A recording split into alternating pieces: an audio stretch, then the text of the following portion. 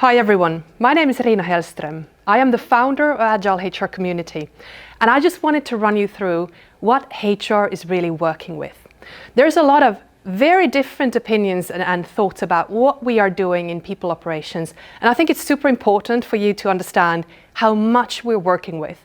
So this is for you colleagues who are working in people operations, this is for managers, this is for people who are working with agile transformations, to really understand what's going on in HR. I just want to make it very understandable. So first of all, you're starting up a company. Small company, even when you have the smallest company, you start needing these things. Contracts, payroll, insurances, those are usually legislation related. You have to start having them. You start working with, of course, the hiring, getting people into your organization. We have regulatory issues, and we have to have all of these issues and policies in place about absences, work time, occupational safety, holidays. We usually have some kind of works councils or unions or collective agreements that we have to make sure that we are compliant with, and also negotiate these with our employee representatives. Then we have people who, of course, have pension schemes. We have to understand those. All the work policies, are we remote, are we not remote? What kind of times do we work? What are the meetings? What happens in the office? And of course, employee relations. We want to have good relations with the employees. We come to contracts. Some companies are starting to realize they need to have NDAs.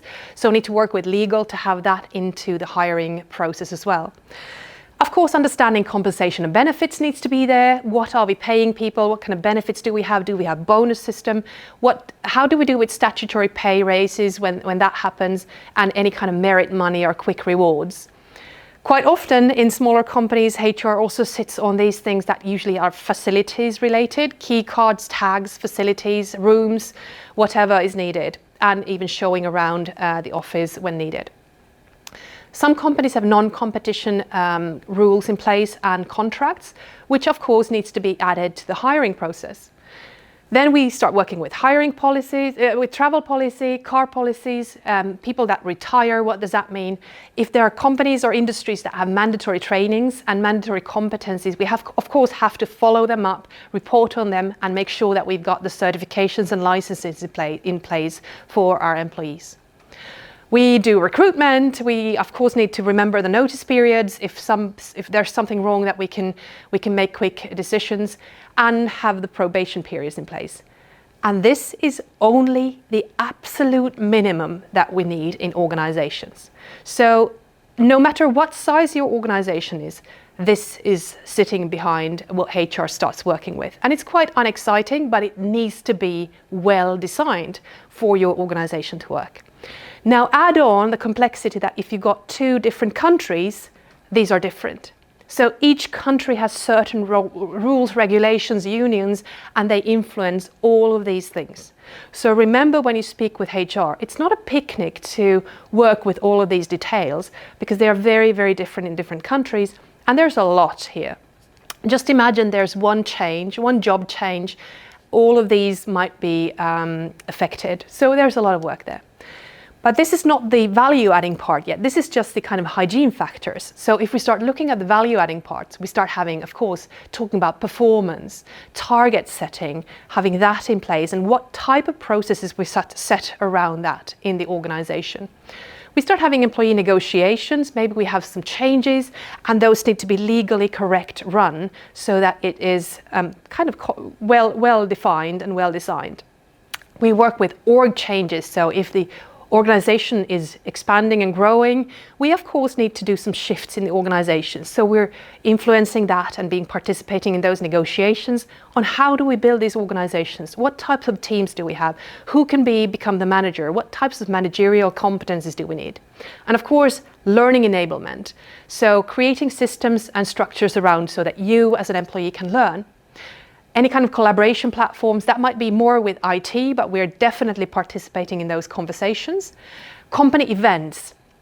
Then we move to employer branding, position marketing. Quite many HR people who are working in small companies need to also be social media experts, because you are doing hiring advertising for those positions in social media.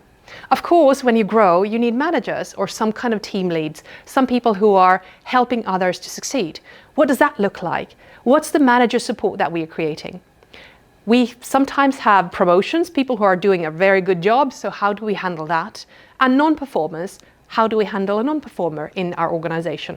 All of these things are things that HR sits and thinks about. How do we, setting up processes, policies, structures, guidelines around these, so that we are continuously creating a great employee experience, but also being compliant with legal and regulatory compliance. Job change. If you have a job change, as I said, it affects all of this.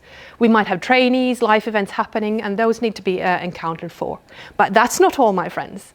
Then adding on, in larger organizations, we start working with feedback skills and structures, quick rewards. How do we build those quick rewards in? How do we build leadership? So leadership behaviors, change management. Then we start looking at, okay, we need successors. How can we build in some successor planning so that we have a pipeline of people who can rise to the new position if needed and helping other people succeed? We work with social media, both internally and externally. We, of course, have collaboration with different partners, such as universities. Then we add on employee surveys, different types of contingent workforce means that we have people who are not fully employed by our organization, and that's more and more people are this type of workforce. How do we handle them? Do we have the same rules for everyone? Perhaps not. We need to have specific rules regarding all of what you see for different types of workforce. Remote policies, health risk and COVID related policies. Then we go to offboarding, onboarding, well-being, training, development discussions. All of these things are things that we try to also set structures, support and governance and policies around, so that we would have some kind of a harmonized way of treating our employees and managers. But that's not all, my friends. So if we look at what's going on then, we start looking at leadership development, leadership forums and platforms. Learning platforms. How do we bring in learning to the digital era? What does that look like? We are looking at peer feedback structures. How can we start learning from each other in a better way? Candidate pools, candidate management. We need to start understanding how can we get candidates and understand who is wanting to work with our company. So a lot of stuff here as well. We start having different partners to handle all of this. And of course, then might need some mergers, acquisitions, M&A, integrations, due diligence for culture and policies. Then we might have international projects where people are going from different countries to the same project site. And we need to, of course, have proper rules and regulations so that they feel equally treated as well. So internal mobility rules, expat processes, DE&I is a big word right now in HR, in people operations. And of course then employee pulses and as surveys, as I discussed, that's what we sit on as well. So you start seeing the infrastructure that HR works with here. That's a lot of different work. Add on headcount and workforce planning long term for understanding who's going to work for a company, what does that look like, and budgeting for that.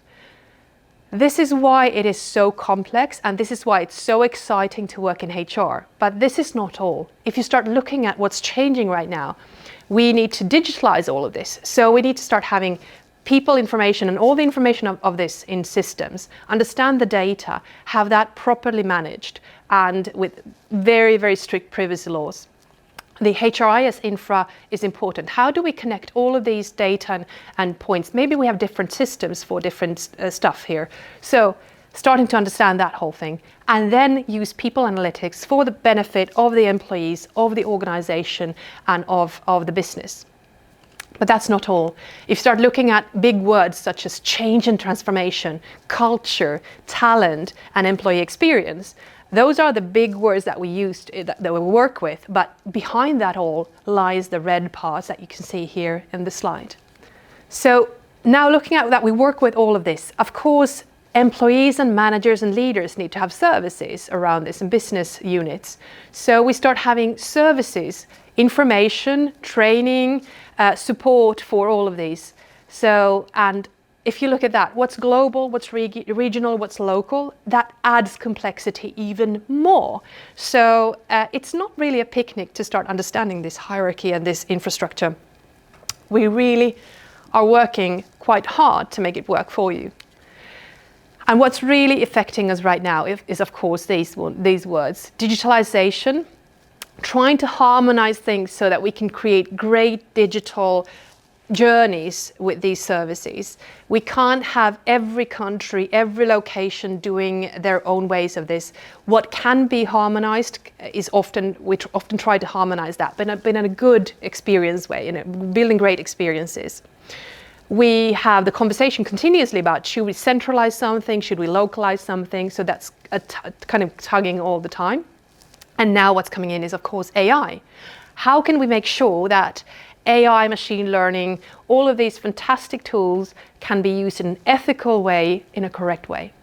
So I just wanted to bring you on board with, this is what we're working with. It's a massively important content for the benefit of businesses, for the benefit of employees, and for the help of managers and leaders. And I hope that you can appreciate the difficulty and the complexity around this. Now, I work with agile development and how all of this can be approached in a more agile way instead of the annual big cycle, big bang way. I'm happy to help if anybody wants to understand more of that, but I just wanted to bring you on board with what HR is working with, and hopefully this was eye-opening for you. Have a good day.